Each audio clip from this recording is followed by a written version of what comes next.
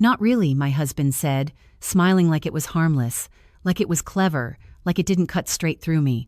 "It doesn't count when she's not interesting." And the table erupted into laughter, soft at first, then louder, confident, the kind of laughter that only happens when people feel safe agreeing with cruelty. And I stood there holding a champagne glass that suddenly felt heavier than it should, my fingers tightening around the stem, as if letting go would make it all spill. Not just the drink, but the moment, the truth of it, everything I had been pretending not to see. "Daniel," I said quietly, not loud enough to stop the laughter, but enough that he heard me, enough that his eyes flicked toward me for half a second before sliding back to the woman beside him, her hand still resting lightly on his arm, her smile practiced, effortless, belonging in a way I clearly did not. "Relax," he murmured under his breath as he leaned closer, not to me but toward her. "Don't make this a thing."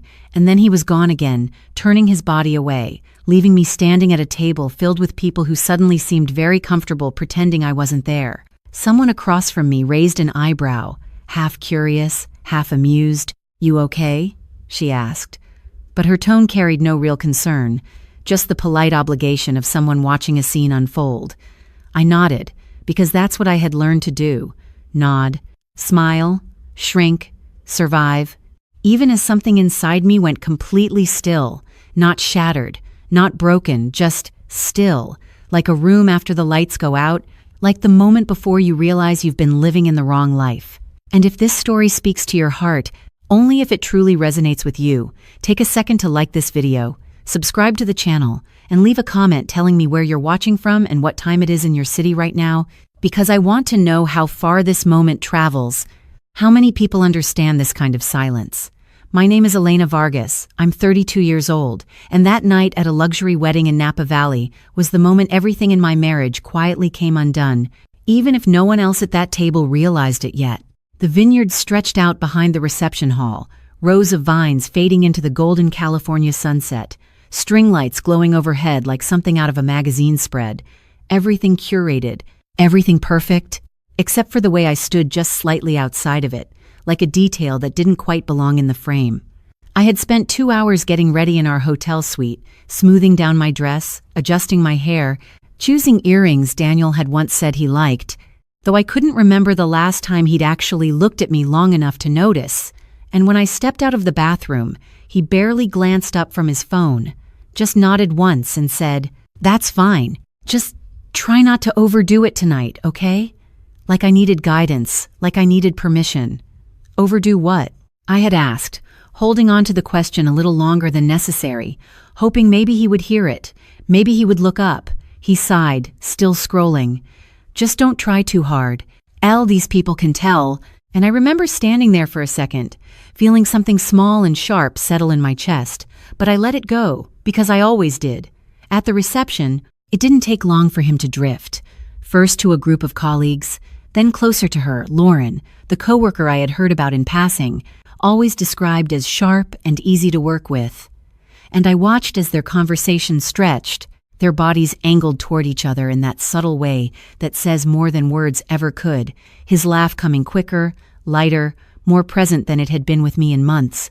I moved through the room on my own, smiling when people made eye contact, pretending I belonged there, even as I caught fragments of conversation that reminded me I didn't.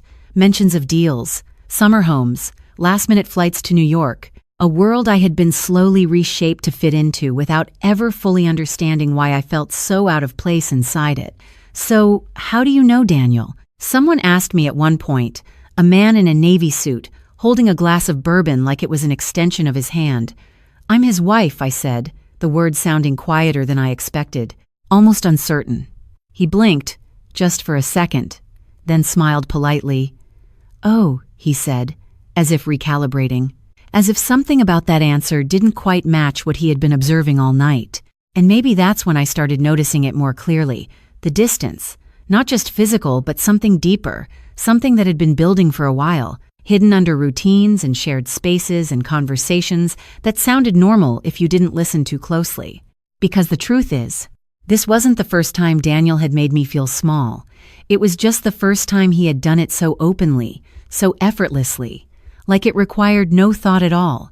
And standing there, listening to laughter fade into music, watching him spin Lauren across the dance floor like she was the only person in the room, I realized something I hadn't been ready to admit before, that this night wasn't an accident. It wasn't just alcohol, or bad timing, or the wrong words slipping out. It was a pattern, one I had been part of for longer than I cared to measure. But what I didn't understand yet, what no one in that room understood, was that there was another layer to this story, something I had kept quiet for a long time, something Daniel had never asked about, never cared enough to see. And as I stood there in that perfect vineyard with a glass in my hand and a marriage quietly unraveling around me, I felt that hidden truth shift just slightly closer to the surface, like it was waiting, like it knew this was the moment everything would start to change, and the only question left was how much of the past I was finally ready to face. I grew up in a house where silence meant you were doing something right, and attention meant you had already failed, and I learned that before I was even 10 years old, standing barefoot on the cool tile floor of our kitchen, while my mother wiped down the counter for the third time that morning, her movements sharp and precise, like everything had to be controlled. "Elena, do not just stand there," she said without looking at me. "If you have nothing useful to do, then stay out of the way." And I remember nodding even though she was not facing me, because I had already learned that answering back even gently made things worse. My father sat at the end of the table with his newspaper folded in half, glasses low on his nose, the smell of black coffee lingering in the air, and he did not say much. He rarely did. But when he did, it carried weight, the kind that stayed with you long after the words were gone. "She is fine," he muttered once when my mother sighed too loudly. "At least she is quiet." And I held on to that word like it was something valuable. Quiet. Like it meant I was acceptable. Like it meant I belonged just enough to not be pushed out. My younger cousin Sophia lived with us for a few years after her parents moved for work, and everything about her was the opposite of me. Loud, bright, easy to love in a way that made people lean toward her without thinking. And I remember one Sunday afternoon, when we were both sitting at the dining table, coloring in the same book, her page already filled with bold colors, while mine stayed mostly inside the lines, careful, controlled. "Look at Sophia," my mother said, smiling in a way that softened her whole face. "She has personality." And then she glanced at me just for a second. "You could learn something from her." And Sophia laughed, not cruelly, just naturally, unaware of the weight behind the comparison, while I pressed my crayon harder against the paper, the wax snapping under the pressure. "I like mine," I said quietly, not looking up, and my mother's smile faded just slightly. "That is the problem, Elena. You always settle for less." And my father did not look up from his paper, just turned the page, the sound loud in the quiet room. There were small moments like that everywhere in my childhood, moments that did not seem important on their own. A comment here, a look there, but together they built something steady, something I carried without realizing, like learning to fold yourself into smaller shapes so you took up less space. At family gatherings, I was the one who helped in the kitchen, passing plates, refilling drinks, listening more than speaking, while Sophia moved through the room like she belonged in every conversation. "Elena is so helpful," my aunt would say, patting my shoulder as I carried another tray. "Such a good girl." And it sounded like praise. It felt like approval. But it also kept me exactly where I was, on the edges, useful but not seen. One Christmas, when I was 14, my parents gave Sophia a bracelet, something delicate with small gold charms that caught the light when she moved her wrist, and she gasped, hugging my mother tightly. "It is beautiful," she said, her voice bright, and then my mother handed me a neatly wrapped box, smaller, lighter. "Yours is practical," she said before I even opened it, and inside was a planner, plain, fonctionnel, the kind you use to organize your time, not decorate it. "You like structure," my father added, glancing up briefly. "This will help you stay focused." And I remember smiling, thanking them, because that was what you did. You accepted what you were given and made it enough, even when it felt like something else entirely. Later that night, I sat on my bed flipping through the empty pages of that planner, running my fingers over the clean lines, imagining a version of myself that fit perfectly inside them, neat, predictable, easy to manage, and I realized I had been trying to become that version for a long time without ever saying it out loud. "Why are you always so serious?" Sophia asked me once when we were getting ready for school. watching me carefully smooth down my hair in the mirror. "It is just life," she laughed, tossing her backpack over her shoulder. "You do not have to think so much." And I looked at her reflection, the way she moved so easily, and I wanted to say something honest, but the words stayed where they always did, just behind my teeth. "It is fine," I said instead, picking up my own bag, the strap worn from years of use. "This is just how I am," and she shrugged, already halfway out the door. "You should try being different sometime," and the door closed behind her, with a soft click that felt louder than it should have years later. Standing in that vineyard with laughter echoing around me, I realized how familiar it all felt.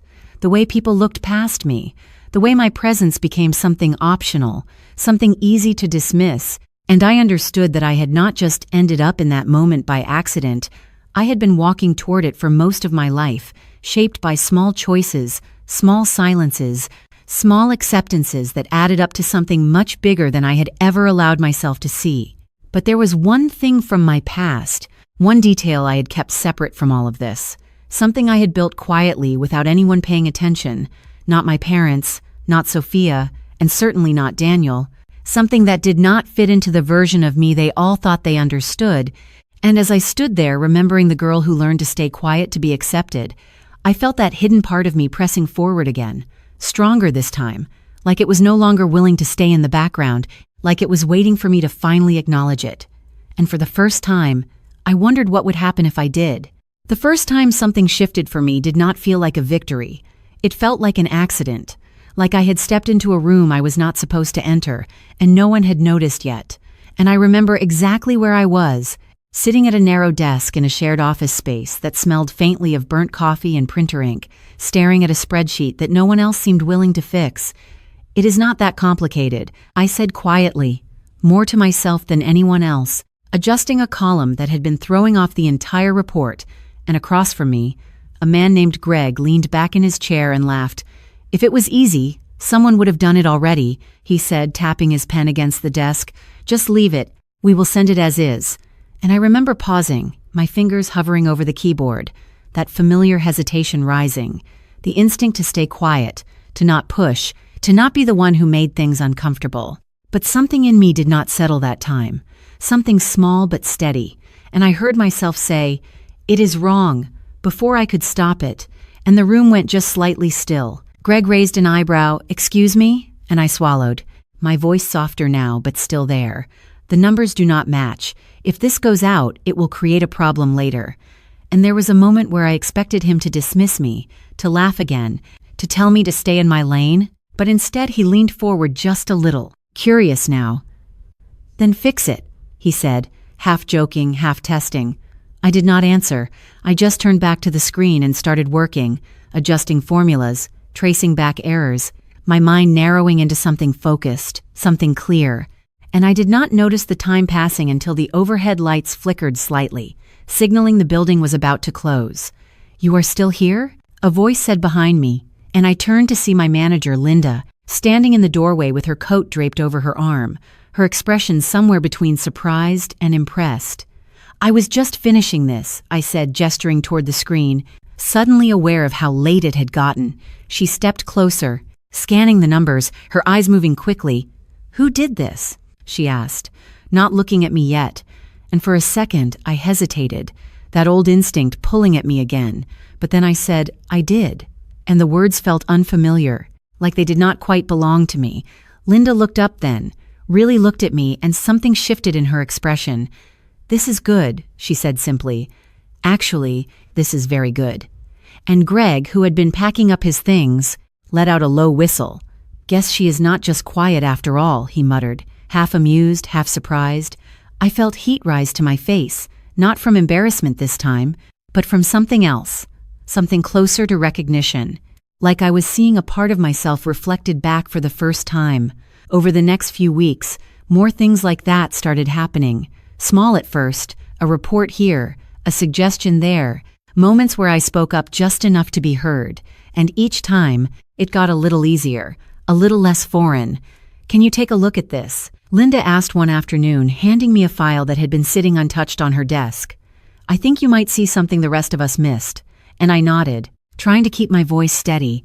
"I can try." even though I already knew I would do more than that. It was not loud, it was not dramatic, but it was a beginning, a quiet expansion of space I had never allowed myself to occupy before. When I met Daniel a few months later at a networking event downtown, he noticed that version of me immediately. Or at least, I thought he did. "You are different," he said the first time we spoke, his tone curious, almost intrigued. "You listen more than you talk?" And I smiled, unsure if that was a compliment or an observation. "I like to understand things before I say anything," I replied, and he nodded. "That is rare," he said. "Most people just want to be heard." And for a while, it felt like he saw me, not the quiet girl from my childhood, not the one who stayed on the edges, but someone with depth, someone worth paying attention to. But attention, I would learn, is not the same as understanding, and admiration is not the same as respect. As my role at work grew, so did the expectations. Longer hours, more responsibility, projects that required me to think faster, move quicker, trust my instincts in ways I had never done before, and I found that I could, that I was capable of more than I had ever been told, more than I had ever allowed myself to believe. "You should consider leading this," Linda said one morning, sliding a proposal across my desk. "It is a big opportunity." And I looked at the document, my name already typed at the top, and felt that familiar flicker of hesitation, followed by something new, something steadier. "Okay," I said, and she smiled. "I thought you would say that," but not everyone responded the same way. At a family dinner not long after, I mentioned the new project, keeping my tone light, almost casual, and Sophia tilted her head, her smile polite but distant. "That sounds serious," she said, as if trying to place it somewhere in her understanding of me. "Are you sure you want that kind of pressure?" And my mother glanced at me over the rim of her glass. "Just do not lose yourself chasing something unnecessary," she added, her voice calm but firm, and my father nodded once. "Stability matters more than ambition," he said, like it was a rule, not an opinion. I remember sitting there, fork paused halfway to my plate, feeling that old weight settle in again, the expectation to stay within certain lines, to not expand too far beyond what was comfortable for everyone else. And for a second, I almost agreed, almost nodded, almost folded myself back into something smaller. But then I thought about the office, about the screen glowing late at night, about the moment Linda had looked at me and seen something worth trusting, and I said, "I want to try." And the table went quiet, not tense, just uncertain, like I had stepped slightly out of place. Sophia gave a small shrug. "Well, if it makes you happy," she said.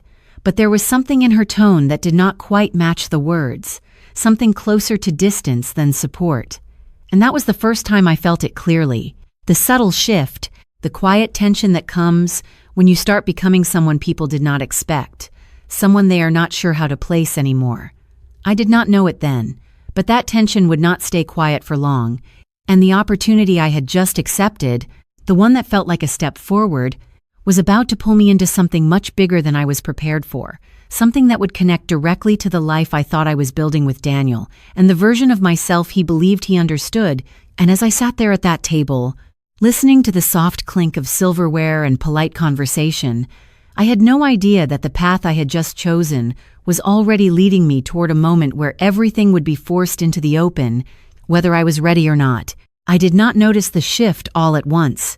It happened the way most quiet things do, gradually, in small details that did not seem important until they started connecting, until they started forming a pattern I could no longer ignore.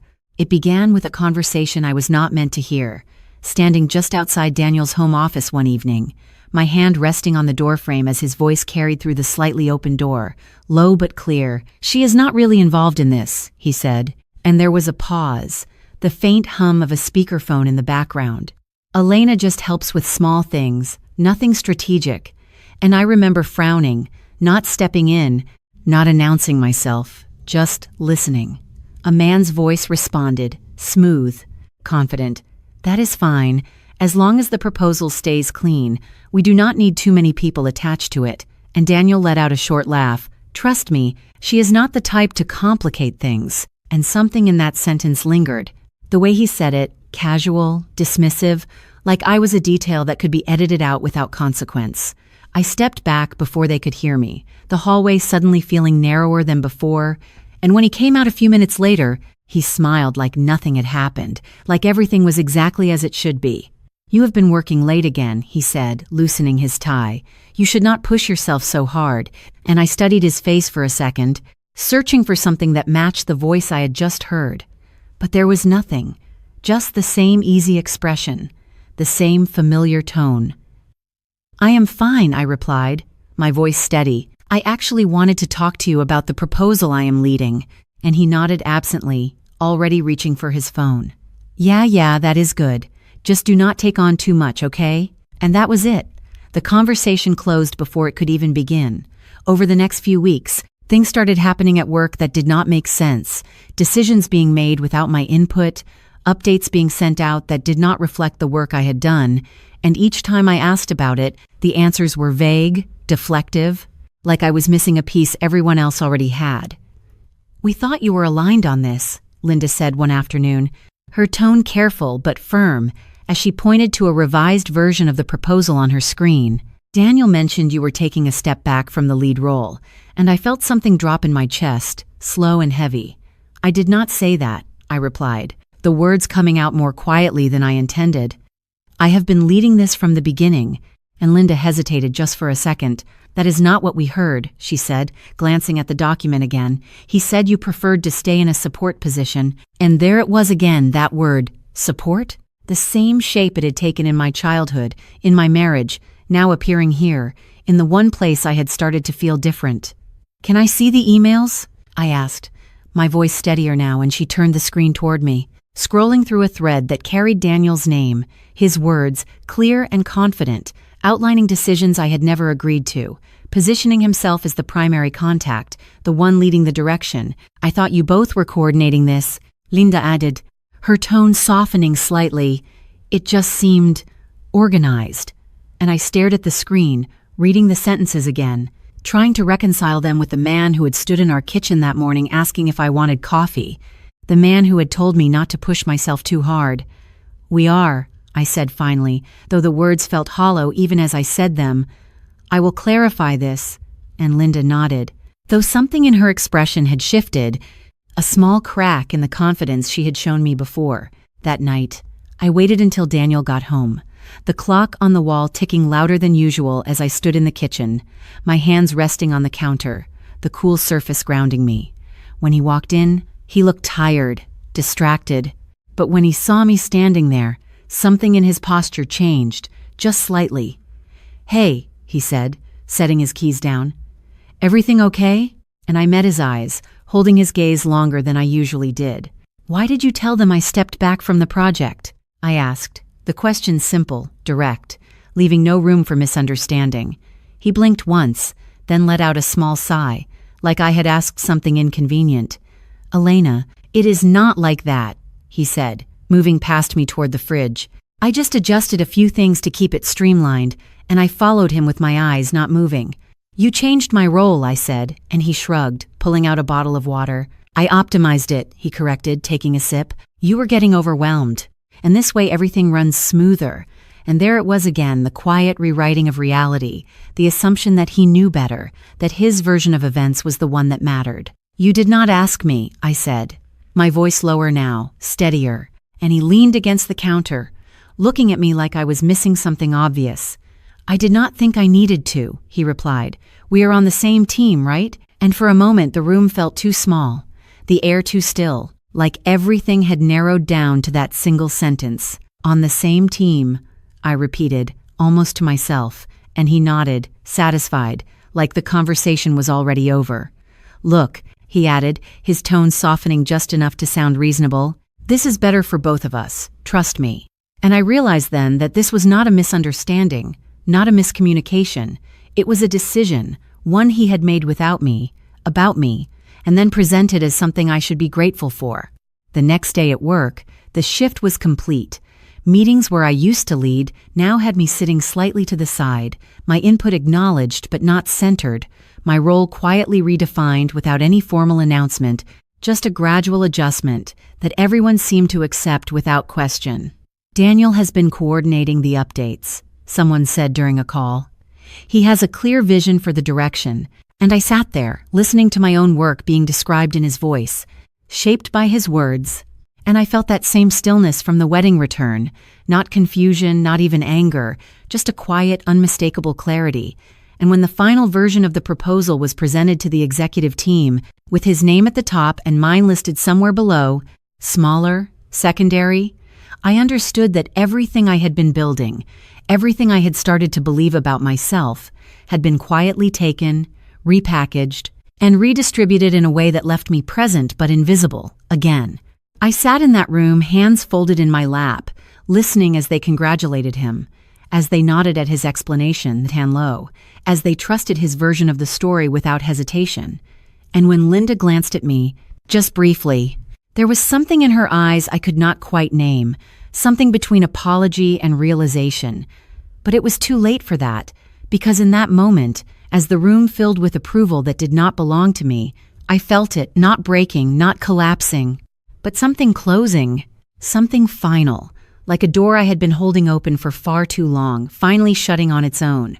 The fallout did not come all at once. It came in pieces, quiet at first, like everything else in my life, and I remember sitting at my desk the morning after the presentation, staring at my inbox as new emails came in, one after another, all addressed to Daniel, all praising the direction of the project, all copying me like I was an afterthought, like I was part of the background. "Great work, Daniel," one message read. "Your leadership really brought this together," and I felt my jaw tighten as I scrolled, my name appearing only in the last line. Thanks also to Elena for supporting the process. Supporting again, always supporting, never leading. I picked up my phone and called him before I could think too much about it, the line ringing twice before he answered, his voice calm, almost casual. "Hey, I am in between meetings. Can this wait?" And something in me resisted that immediately. "No," I said, more firmly than I had ever spoken to him before. "It cannot wait." And there was a pause, a shift in his tone. "Okay," he replied slowly. "What is going on?" And I swallowed, steadying my voice. "They are crediting you for my work," I said. "You need to correct it." And he exhaled softly, like I was making something bigger than it needed to be. "Elena, it is not about credit," he said. "It is about results, and the project is successful. That is what matters." And I felt that same cold clarity settle in again. "It matters to me," I replied, and he was quiet for a second before answering. "You are taking this too personally," he said. "I will mention you in the next update, okay?" And the way he said it, like it was a favor, like it was optional, made something in my chest tighten. "That is not enough," I said, but he was already pulling away from the conversation. "I have to go," he added quickly. "We will talk later," and the line went dead before I could respond. I stared at the phone for a long moment before setting it down, my reflection faintly visible in the dark screen, and I did not recognize the expression on my face. Not quite anger, not quite sadness. Something quieter, something heavier. I opened my email and started typing, my fingers moving carefully, deliberately, outlining the contributions I had made, attaching documents, timestamps, versions of files that showed the progression of the work, each detail placed exactly where it belonged, like I was building a case no one had asked for, but I could not ignore. "Dear Linda," I wrote, "I wanted to clarify my role in the proposal development," and I paused, reading the sentence again, wondering if it sounded too defensive, too small, but I kept going, listing everything, the late nights, the revisions, the strategy that had been reshaped and presented under a different name. I hit send before I could second-guess it, the message leaving my outbox with a quiet finality that made my stomach drop slightly. Minutes passed, then an hour, then 2, and when the response finally came, it was brief, polite, and distant. "Thank you for your message," Linda wrote. "We appreciate your support on this project, and we will keep your input in mind moving forward." And I read it twice, then a third time, searching for something more, something that acknowledged what I had actually said, but it was not there. I called her next, the line connecting after a few rings. "Hi, Elena," she said, her tone measured. "I saw your email." And I closed my eyes for a second, bracing myself. "Then you know this is not just support," I said. "You know I led this." And there was a pause, longer this time. "I understand how you feel," she replied carefully. "But from an organizational perspective, The communication has been coming through Daniel, and that is what leadership is seeing, and the words landed exactly where I feared they would. So it does not matter what actually happened, I said quietly, and she hesitated again. It matters, she said, but perception also matters. And I felt something inside me go still at that. The same stillness from before, the same recognition. Thank you for your time, I said, ending the call before my voice could shift. That evening, I tried again, not with calls or emails, but with something more personal, something that felt almost old-fashioned, sitting at the small desk in our bedroom, a piece of paper in front of me, a pen in my hand. I wrote everything I could not seem to say out loud, the confusion, the disappointment, the quiet way I felt erased, not just at work but in our life together. I need you to see me. I wrote the words simple but heavier than anything else on the page, and when I finished, I folded the paper carefully and left it on his side of the bed, just beneath his phone where I knew he would see it. He came home late that night, the sound of the door soft but unmistakable, and I stayed in the living room sitting on the couch with the lights low, waiting, listening. A few minutes passed, then I heard him move around in the bedroom, the faint rustle of paper, and then silence. I counted the seconds without meaning to, 10, 20, 30, and then he walked back out, the letter still in his hand. Elena, he said, his tone unreadable, and I looked up at him, searching his face for something, anything. This is not necessary, he continued, holding up the paper slightly.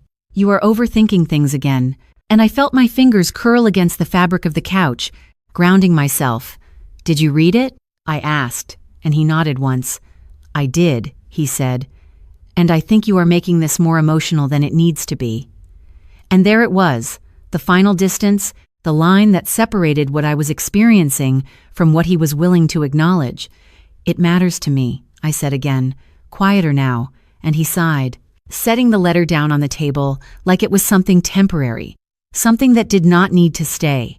We are fine, he replied. You just need to trust me. And for the first time, those words did not feel reassuring. They felt like a closing door. After that, I stopped trying, not out of anger, not out of defeat, but because every attempt seemed to dissolve before it reached him.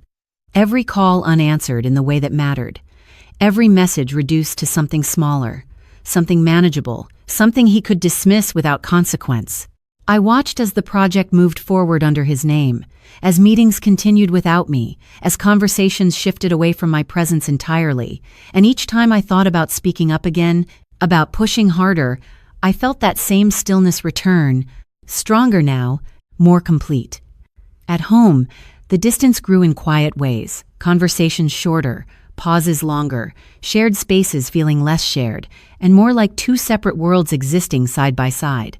One night, I sat at the kitchen table long after he had gone to bed, my phone in front of me, the screen lit up with messages I had typed and deleted, words that no longer felt like they would land anywhere meaningful. I placed the phone face down and leaned back in my chair, staring at the ceiling, listening to the faint hum of the refrigerator, the house settling into silence around me, and I realized that for the first time in a long time, I felt completely alone, not in the dramatic sense, not in a way that demanded attention, but in a quiet, unmistakable way that settled into my chest and stayed there, steady and undeniable. There was no single moment when everything collapsed, no loud argument, no dramatic exit, just a quiet unraveling that left nothing solid behind. And I think that was the hardest part, realizing that something could end without ever fully being acknowledged as broken. The apartment felt different after that, not empty, but distant, like every object had shifted slightly out of place without moving. The couch, where we used to sit now just a piece of furniture, the kitchen table just a surface, everything functional but stripped of meaning. Daniel still came home at the same time most nights, still placed his keys in the same bowl by the door, still asked the same simple questions. Did you eat? Or, how was your day? But the words felt rehearsed, like lines in a conversation we were both pretending still mattered. It was fine, I would reply, and he would nod, satisfied, not asking anything further, and we would move around each other like that, careful, polite, distant in a way that did not require explanation. One evening, I found myself standing in the doorway of the bedroom, watching him scroll through his phone, the soft glow lighting his face, and I realized I could not remember the last time he had looked at me the way he used to. Not with admiration, not even with curiosity, just looked. "Daniel," I said, and he glanced up briefly. "Yeah?" And I hesitated, the question forming slowly. "Do you think we are okay?" And for a second, something flickered in his expression, something uncertain, but it was gone almost immediately, replaced by that same calm assurance he always carried. "We are fine," he said, setting his phone down. "You just have been stressed lately, that is all." And I nodded, because I knew that answer already. I had heard it in different forms so many times that it had become almost predictable. "Okay," I said, and he smiled slightly, like the issue had been resolved, like there was nothing more to discuss. But later that night, lying awake beside him, listening to his steady breathing, I felt something settle into place. Not a realization that hit all at once, but a quiet understanding that had been building for a long time, that this was not stress, this was not temporary, this was the shape our life had taken, and I had been the only one trying to change it. The next morning, I did not rush to get ready. I did not check my phone first thing. I just sat on the edge of the bed for a moment, letting the silence stretch out around me. And for the first time in a long time, I did not feel the urge to fill it. I went to work, moved through the day, completed tasks that no longer felt connected to anything meaningful.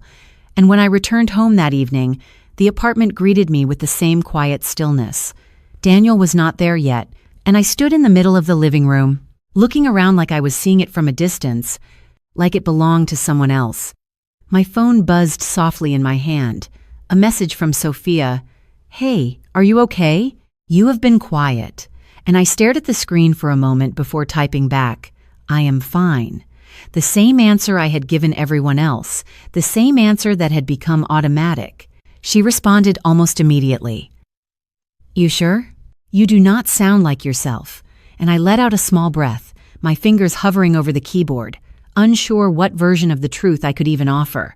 "Just tired," I wrote, and after a few seconds 3 dots appeared, then disappeared, then appeared again, before her message finally came through. "You should come visit. Maybe a change of pace would help." And I considered it for a moment, the idea of stepping into a different space, a different version of myself, but even that felt distant, like something I was not ready to reach for yet. "Maybe," I replied, and set the phone down.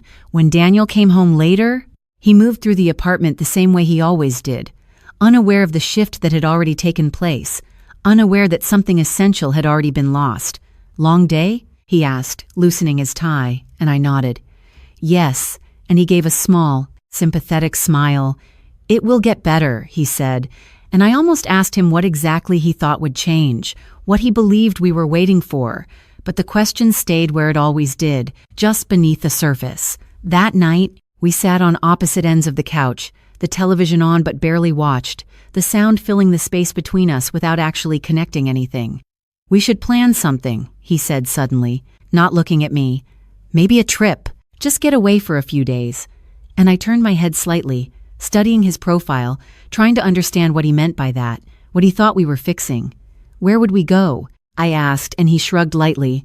"Somewhere nice, somewhere quiet," and I almost laughed at that, the idea that quiet was something we needed more of, when it was already all we had. "Sure," I said instead, because it was easier, because it did not require anything from me, but as the days passed, nothing changed, not really. The same patterns repeating, the same distance holding steady, and I stopped expecting anything different. I stopped waiting for conversations that never came, stopped hoping for moments that never arrived, and in that space, something else began to form, something quieter but more solid than anything I had felt before. One evening, I stood by the window, looking out at the city lights stretching into the distance, the faint hum of traffic rising from the street below, and I realized that the loneliness I felt was no longer tied to him. It was something separate now, something that belonged entirely to me, and for the first time, that did not feel like something to fix. It felt like something to understand. "Elena?"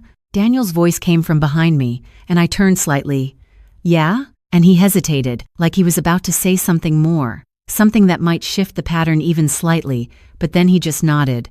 "Nothing," he said, and walked away. I watched him go, the space between us unchanged, and I felt it then, not as an ending, but as a quiet turning point, something subtle but undeniable, like the first step away from something that had already let go of me, even if I had not fully moved yet. I did not make a dramatic decision to change my life. I just started moving differently, one small action at a time, the way you step out of a room without announcing it.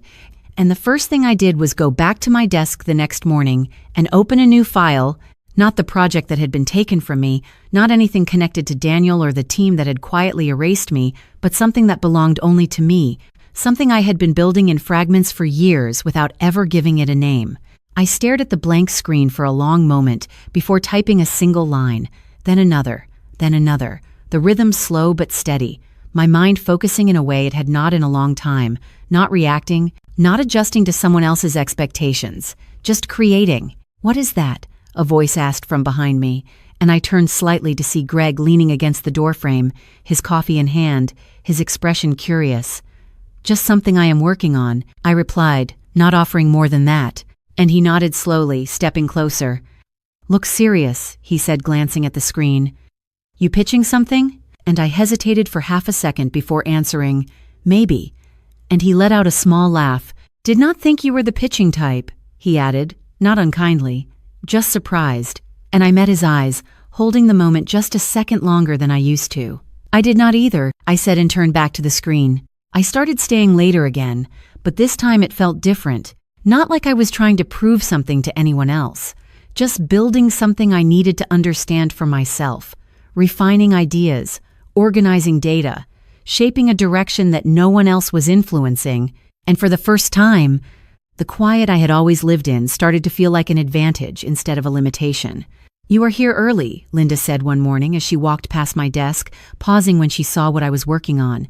"This is not part of your assigned work," she added, her tone neutral but observant, and I shook my head slightly. "It is not," I said, "it is mine." And she studied me for a moment, something thoughtful passing through her expression.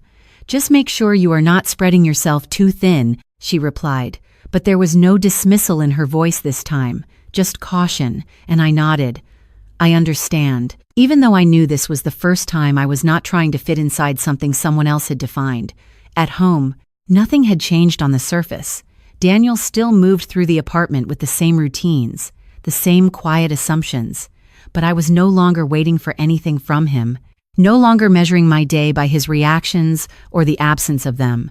One evening, as I sat at the kitchen table with my laptop open, he glanced over, his brow tightening slightly.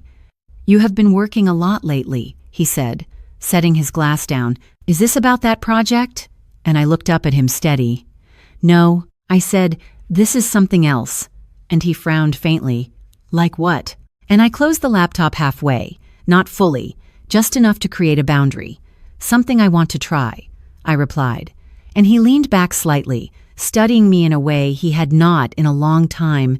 "Since when do you just try things?" he asked. And there was no humor in his voice, just confusion, and I felt a small, quiet shift inside me as I answered, "Since now." And he did not respond to that, just nodded once, like he was filing the information away without fully understanding it. The next week, I reached out to someone I had met months earlier at a conference, a woman named Rachel who had mentioned a consulting opportunity in passing, something I had dismissed at the time because it felt too far outside the version of myself I was used to. I typed the message carefully, then read it once, twice, before sending it, and when her reply came back later that afternoon, it was immediate and direct. "I remember you," she wrote. "You asked the only question in that room that actually mattered. What are you working on now?" And I stared at the screen for a second before replying, "Something I have not shown anyone yet." And her response came quickly, "Then maybe it is time you did." And that was how it started, not with a big announcement, not with approval, just a quiet exchange that opened a door I had not allowed myself to walk through before.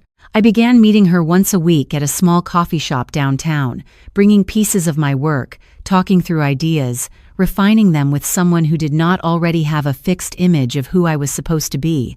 "You think too much before you speak," Rachel said one afternoon, stirring her coffee absent-mindedly. "But when you do speak, it is precise."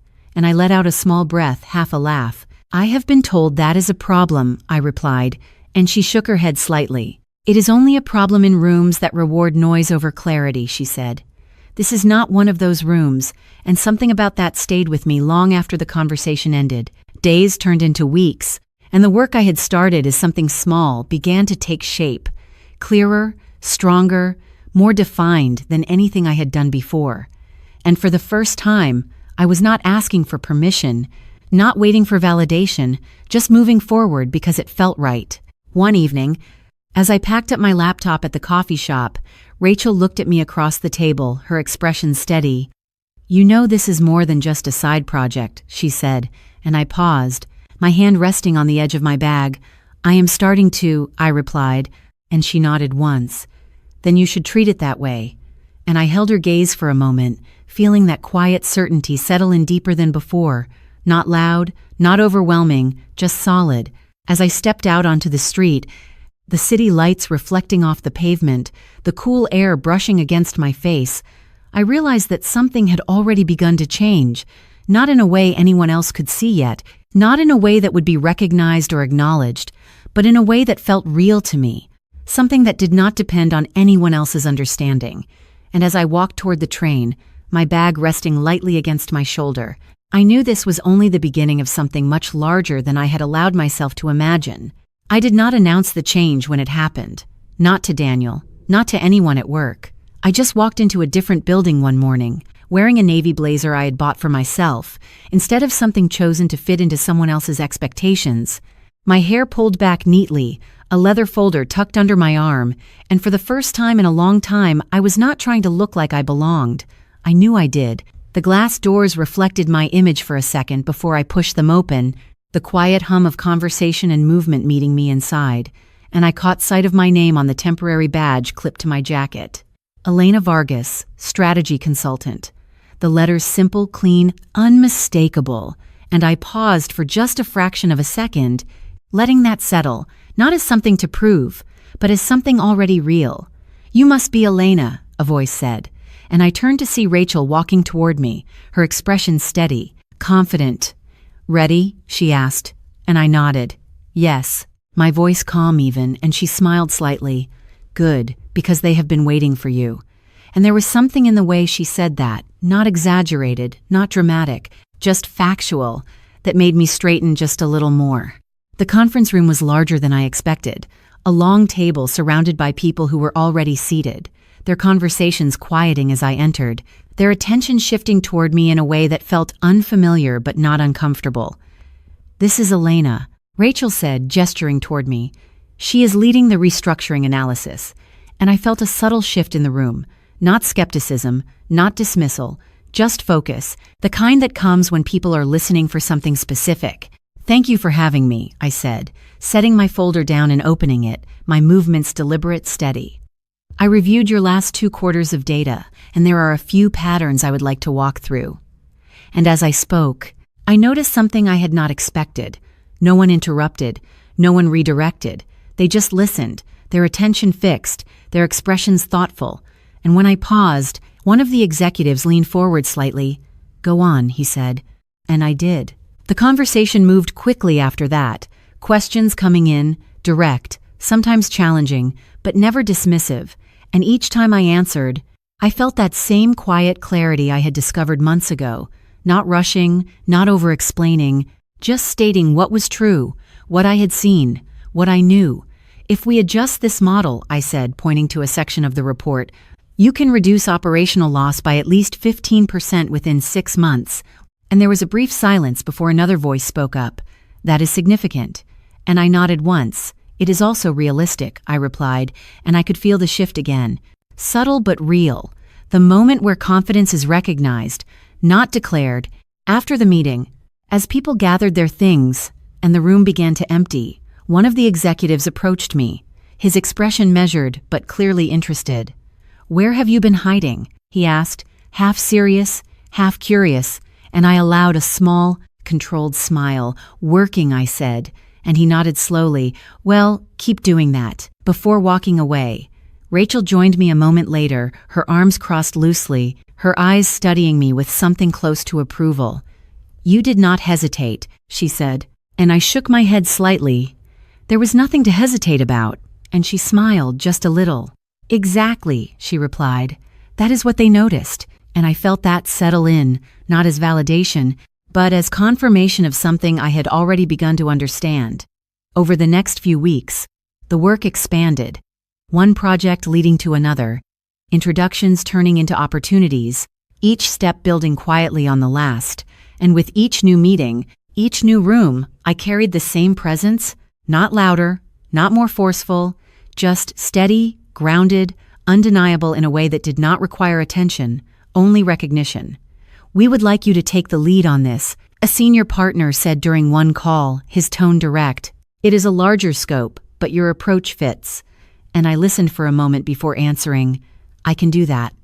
And there was no second guessing, no hesitation, just a clear acceptance of something I knew I was ready for. At home, the contrast became impossible to ignore. The apartment still the same, the routines unchanged, but I was no longer moving through it in the same way, no longer adjusting myself to fit into the quiet distance that had defined it for so long. One evening, as I set my bag down by the door, Daniel looked up from the couch, his eyes lingering on me for a second longer than usual. "You look different," he said, not as a compliment, not as criticism, just an observation, and I paused, meeting his gaze. "I am," I replied, and he frowned slightly, like he was trying to understand something that did not quite align with what he expected. "What is going on with you lately?" he asked, and I considered the question for a moment before answering. "I am working," the same word I had used earlier, but this time it carried something else, something he could not fully see. He leaned back slightly, his expression unreadable. "You have always been working," he said, and I shook my head just once, not like this, and the room fell quiet again, but it felt different now, not heavy, not empty, just separate, like two different spaces existing side by side without needing to overlap. Later that night, as I stood by the window again, looking out at the city lights, I caught my reflection faintly in the glass, the outline of who I had become clearer than it had ever been before, not shaped by anyone else's expectations, not reduced to something smaller, just there. And as I turned away from the window, the memory of that wedding, the laughter, the words, the stillness I had felt in that moment, returned briefly, not as something painful, but as something distant, something that belonged to a version of me I was no longer carrying in the same way. And I realized then that the two timelines, the one I had lived through and the one I was standing in now, were beginning to meet, slowly, quietly, leading me back to that night with a different understanding of what it had really meant. The invitation arrived 3 days later, printed on thick ivory paper with clean black lettering, the kind that felt deliberate the moment you held it, and I knew before I even opened it what it would be, not because of the name at the top, but because of the timing, because everything had been quietly aligning toward this point without anyone saying it out loud. I stood in the kitchen, holding the envelope between my fingers, the late afternoon light catching the edge of it as Daniel walked in behind me, loosening his tie the way he always did, his movements familiar, predictable. "What is that?" he asked, glancing at the card in my hand, and I looked at him for a second before answering, "An event."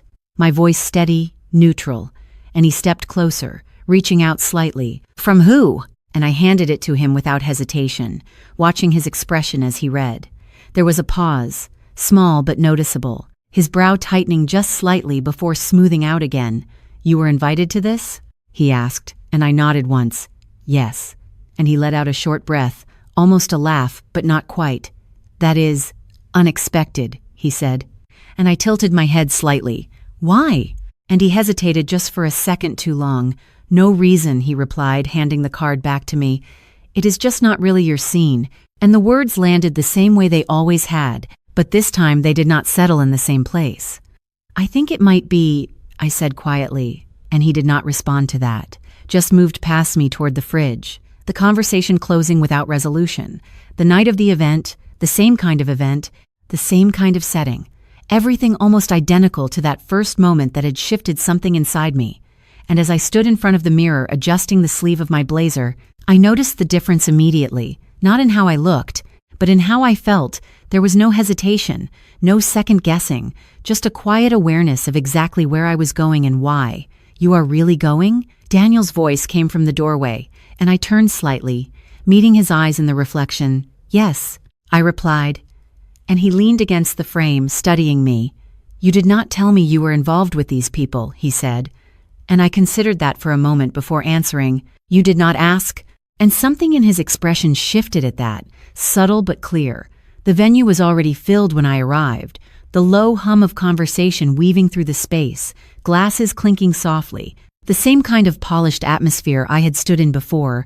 But this time, as I stepped inside, no one looked past me. No one dismissed my presence before I had even spoken. The difference was not loud, but it was unmistakable. Elena, Rachel's voice cut through the noise as she approached, her expression calm but focused. You are here. And I nodded. Of course. And she glanced briefly around the room before lowering her voice slightly. They are all here, she said. This is where it comes together. And I followed her gaze, recognizing faces from previous meetings, executives, partners, people whose decisions shaped outcomes, and for a moment, everything slowed just slightly, the awareness settling in. Are you ready? She asked, and I met her eyes steady. Yes, and she nodded once. Good, before stepping aside as someone approached us. Elena Vargas, a man said, extending his hand, his grip firm, his gaze direct. I have heard a lot about your work. And I returned the handshake without hesitation. Thank you, I replied. And he studied me for a second longer than usual, like he was placing something, connecting details. We have been reviewing the analysis, he continued. It raises some interesting questions about previous project leadership, and I felt the shift immediately, the subtle tightening of the air around us, the direction the conversation was beginning to take. It does, I said, my voice even, and out of the corner of my eye, I saw him, Daniel, standing across the room, his posture slightly rigid, his attention fixed in this direction, not moving closer, not interrupting, just watching. We would like to discuss those findings further, the man added, his tone still professional but carrying something sharper now. In more detail, and I nodded once. Of course. And as he stepped back, allowing someone else to join the conversation, I felt it again, that quiet alignment between the past and the present. The moment that had started everything and the one that was about to reveal it. Daniel moved closer then, slowly. His expression controlled but no longer relaxed. What is this? He asked under his breath as he reached my side, his voice low enough that no one else would hear, and I turned slightly toward him, meeting his gaze without hesitation. It is a conversation, I replied, and he shook his head faintly. About what? And for a moment, I said nothing, just held his eyes, letting the silence stretch just enough to make the answer unavoidable. Across the room, Rachel caught my attention, giving a small, almost imperceptible nod, and I felt that final piece settle into place, the moment where everything that had been quiet, hidden, adjusted, and dismissed was about to be seen clearly for the first time, and as Daniel's voice came again, slightly sharper now, Elena, what is going on? I finally turned fully toward him, the room still moving around us, unaware, and drew a slow breath, ready to speak as the truth stood just on the edge of being revealed. Daniel's question lingered between us, quiet but sharp. Elena, what is going on? And for a moment, I did not answer, not because I did not know what to say, but because I finally understood that this was not a moment that needed to be rushed, not anymore. I turned slightly, just enough to face him fully, the noise of the room continuing around us, glasses clinking, voices overlapping, the kind of setting where everything appears composed, even when it is not. It is a discussion about the restructuring analysis, I said calmly, my voice even measured, and he frowned slightly, his eyes narrowing just a fraction. That is not what I meant, he replied, his tone lower now, more controlled. Why are they asking about previous leadership? And I held his gaze, not looking away the way I used to, not softening the moment, just letting the question sit there. Because the analysis shows inconsistencies, I said, and his jaw tightened almost imperceptibly. Inconsistencies? He repeated, as if the word itself did not quite fit in the space between us, and I nodded once, yes, before turning slightly as Rachel stepped closer again, her presence quiet but steady. We are about to begin the next session, she said, her voice neutral, but her eyes met mine briefly, confirming what I already knew. Good, I replied, and Daniel let out a small breath, something between disbelief and irritation. "You are leading this?" he asked, and I did not hesitate this time. "Yes." And the simplicity of that answer seemed to land harder than anything else I could have said. We moved into the adjoining room where a smaller group had gathered, the atmosphere shifting slightly, more focused, less social, and I took my place at the head of the table without thinking about it, setting my folder down, opening it with the same steady movements I had practiced over weeks, over months. Daniel remained standing for a moment before taking a seat across from me, his posture more rigid now, his attention fixed, and I could feel it, the change in how he was seeing me, not fully understood yet, but no longer dismissive.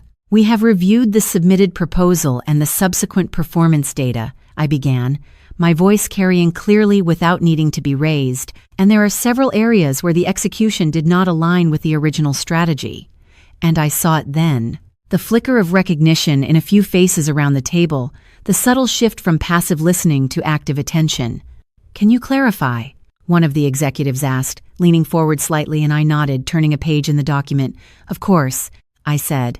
The initial model was designed to prioritize long-term stability over short-term visibility. However, the final implementation shifted toward immediate presentation metrics, which created a gap between projected and actual outcomes. And as I spoke, I did not look at Daniel. Not yet. I let the information stand on its own first. Let it settle into the room without being framed as a confrontation. "Who made that adjustment?" another voice asked, and the room quieted just slightly. Not dramatically, just enough that the question carried weight. I lifted my eyes then, not quickly, not pointedly, just enough to meet the space between us. "The communication regarding that shift came through Daniel," I said, my tone unchanged, factual, and for a moment, no one spoke. Daniel leaned back slightly, his expression tightening.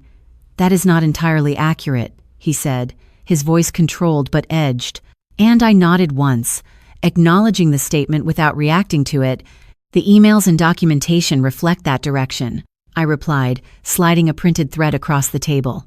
"You can review them," and one of the executives reached for the pages, scanning them quickly, his brow furrowing just slightly as he read. "This is your correspondence," he said, looking up at Daniel, not accusing, just confirming.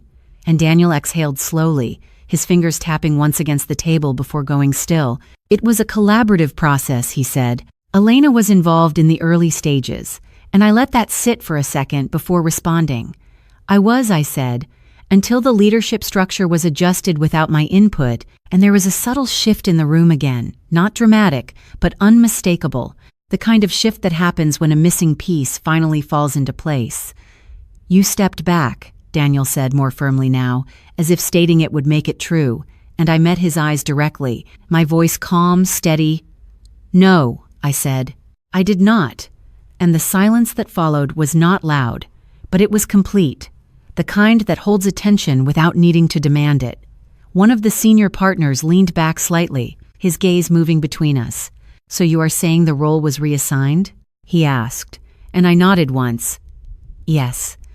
And Daniel opened his mouth to respond, but paused, just for a fraction of a second.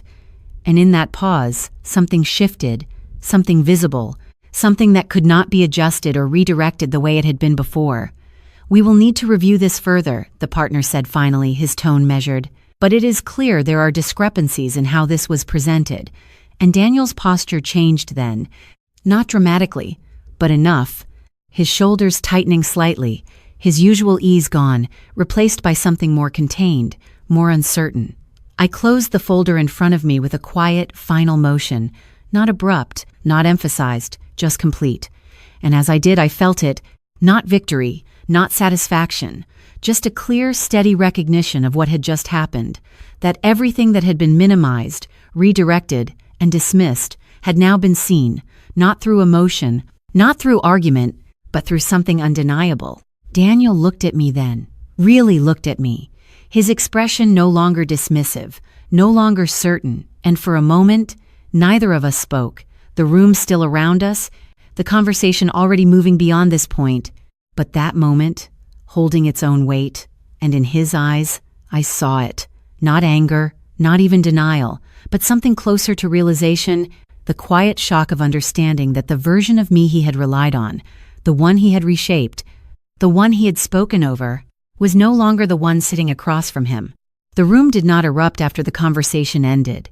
There was no dramatic confrontation, no raised voices, just a quiet shift in energy that lingered in the air long after the meeting moved on to other topics, and I could feel it in the way people avoided rushing past me, in the way their glances stayed just a second longer, like they were recalibrating something they thought they already understood.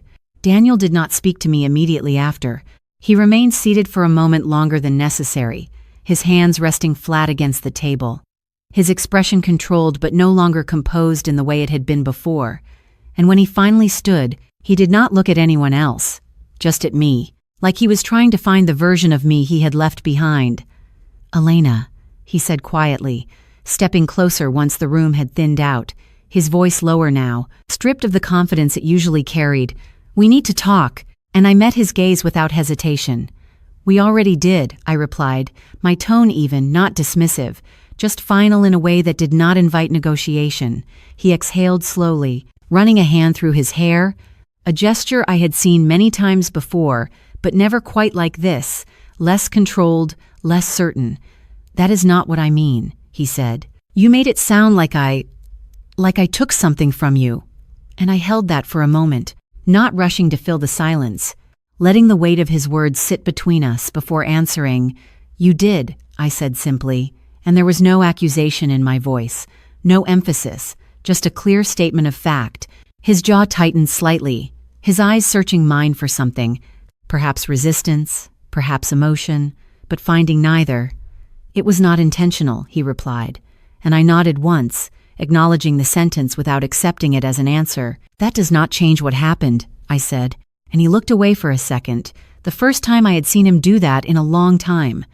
Across the room, Rachel was speaking quietly with one of the partners, but her attention flicked toward us briefly, not intervening, just observing. And I understood then that this moment did not belong to anyone else. It was not about the room, the meeting, or the project anymore. It was about something much simpler and much harder to undo. "You could have said something earlier," Daniel added, his tone shifting slightly, not defensive exactly, but searching for footing. "You could have told me this was bothering you." And I felt a small, almost distant recognition at that. The familiarity of the statement, the way responsibility was being redirected without fully being acknowledged. "I did," I replied, and his brow furrowed slightly. "When?" he asked, and I held his gaze steadily. "When I asked you why you changed my role," I said, "when I told you it mattered to me." And he was quiet then, the memory settling in, the conversation replaying in a way that no longer fit the version he had held on to. "I thought you were overreacting," he said finally, and I nodded. "I know." And there was nothing more to add to that. No argument to build, no point to prove, just the space between what had been said and what had been understood. We stood there for a moment longer, the room continuing to empty around us, the event moving forward without us needing to follow, and I realized that this was the part I had once imagined would feel like resolution, but it did not in the way I expected. "So what now?" he asked, his voice quieter, less certain than I had ever heard it, and I considered the question carefully, not as something to answer quickly, but as something that required clarity, not for him, but for myself. "Now," I said slowly, "I continue with my work," and he frowned slightly. "And us?" he asked, and I let a small pause settle before responding, not to create distance, but because the answer needed to be honest. "I am not making decisions about that tonight," I said, and there was no hesitation in my voice, no softness added to make it easier, just a clear boundary placed where there had never been one before. He looked at me for a moment, longer this time, as if trying to understand where the line had been drawn and how long it had been there without him noticing. "You have changed," he said, not accusing, not even questioning, just stating something he was finally seeing. I held his gaze, steady. "I stopped ignoring what was already there," I replied, and he nodded once, slowly, like he was processing that in real time. The rest of the evening moved around us without requiring anything further. Conversations resumed, introductions were made, and I stepped back into that flow when it was necessary, speaking when I needed to, listening when it mattered. But the center of it had already shifted, and I did not feel the need to hold on to anything that had already let go. Later, as I walked out of the building, the cool air meeting me again, I felt something unfamiliar. Not relief, not closure, just space, a quiet, open space that had not existed before. My phone buzzed softly in my hand, a message from Daniel, even though he was still inside.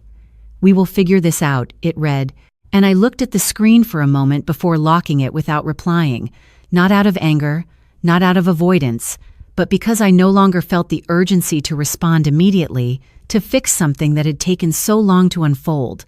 I stood there on the sidewalk for a moment, watching the lights reflect off the pavement, the city moving in its usual rhythm around me, and I realized that while something had finally been acknowledged, it had not been resolved, not fully, and for the first time, I was not rushing toward an answer.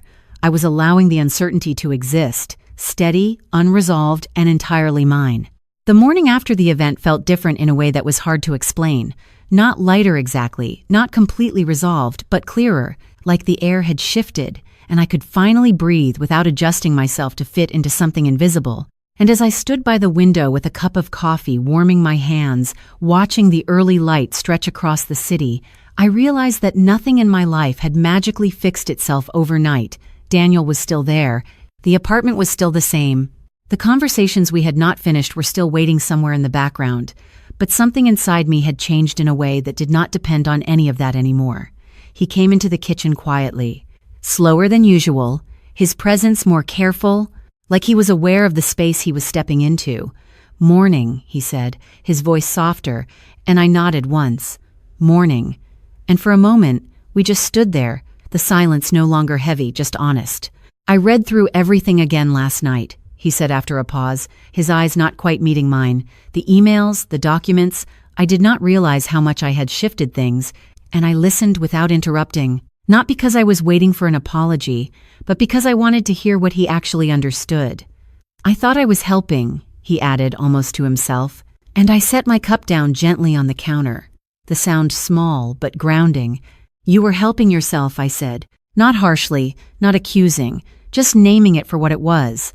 And he nodded slowly, like the words landed exactly where they needed to. "I do not expect you to fix this," I continued, meeting his gaze now, steady, but I am not going to ignore it anymore, and there was a quiet acceptance in that moment. Not agreement, not resolution, just clarity. Over the next few weeks, we did not try to force something back into place. We did not pretend things were normal. We simply moved forward in a way that allowed space for what was real. And in that space, I made decisions that I had been avoiding for a long time. Not dramatic ones, not loud, just steady, deliberate steps that reflected who I had become instead of who I had been expected to be. I transitioned fully into my consulting work, taking on projects that challenged me, that required me to trust my judgment without waiting for approval, and each time I walked into a new room, I carried that same quiet confidence, not something I performed, but something I understood. "We would like to bring you on long-term," one client said during a meeting, sliding a contract across the table, and I read through it carefully, my mind clear, my voice steady when I responded. I would be open to that, with a few adjustments, and we discussed terms as equals, not as someone asking to be included, but as someone who already belonged. At home, the distance between Daniel and me did not disappear, but it became defined, understood, no longer something we pretended not to see, and that changed the way we spoke, the way we listened, the way we existed in the same space without losing ourselves in it. One evening, as we sat across from each other at the kitchen table, he looked at me and said, "I do not think I ever really saw you," and I held that for a moment before answering, "I do not think I let you," and there was no blame in that exchange, just recognition, the kind that comes too late to undo the past but not too late to understand it.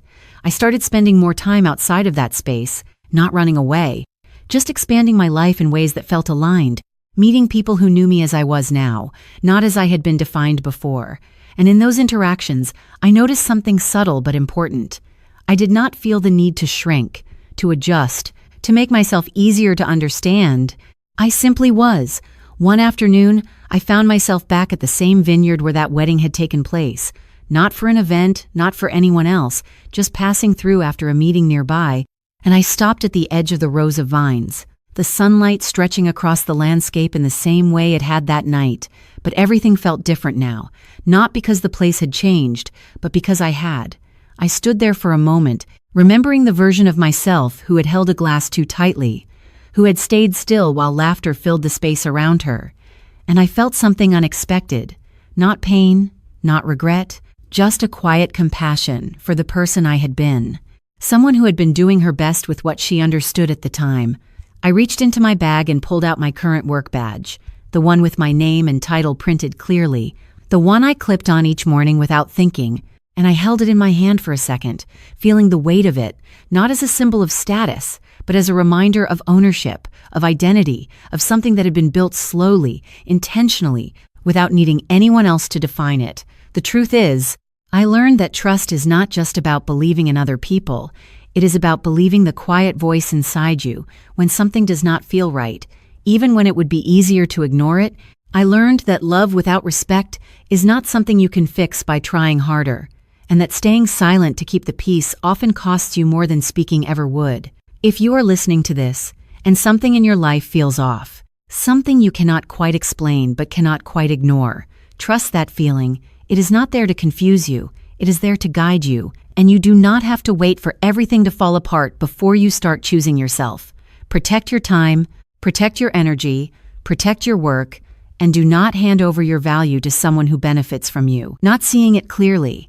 Healing is not loud, it is not immediate, it is a series of small decisions that bring you closer to yourself, even when no one else notices, and sometimes that is exactly how it is supposed to be. Thank you for staying with me through this story, for listening, for holding space for something that is not always easy to say out loud, because the truth is, you are not alone in this, even when it feels like you are. My name is Elena. I am 32 years old, and the core lesson I want to share with you is this. You do not have to become louder to be seen. You just have to stop disappearing. If this story stayed with you, you might find something meaningful in the next ones. There are more moments like this waiting to be explored, more stories that might feel closer to your own than you expect, and if you are not ready to move on just yet, that is okay too. Sometimes the most important part is simply staying here long enough to understand what has already changed.